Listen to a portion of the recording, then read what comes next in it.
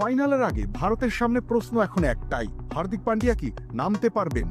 2023 সালের ফাইনালে তিনি অস্ট্রেলিয়ার বিপক্ষে ছিলেন না। এবারও কি তেমন কিছু অপেক্ষা করছে, নাকি শঙ্কা উড়িয়ে ফিরবেন তিনি? অস্ট্রেলিয়ার বিপক্ষে সেমিফাইনালে শট খেলার সময় বোঝা যাচ্ছিল কিছু একটা সমস্যা হয়েছে হার্দিক পান্ডিয়ার।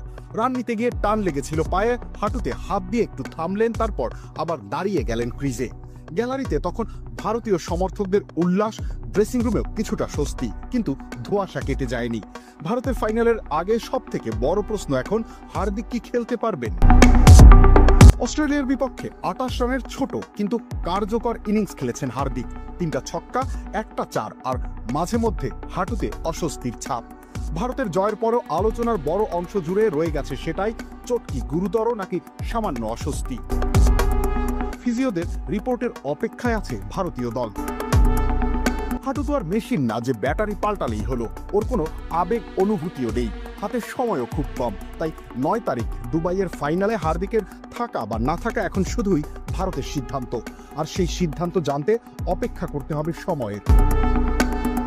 যদি হার্দিক খেলতে না পারেন তাহলে ভারতের কৌশলে পরিবর্তন আসতে বাধ্য। তার বদলে ওয়াশিংটন সুন্দর দলে ঢুকতে পারেন। সেক্ষেত্রে কুলদীপ যাদবকে বাদ দিয়ে হর্ষিত রানা কিংবা আর্শদীপ সিংকে আনা হবে একাদশে।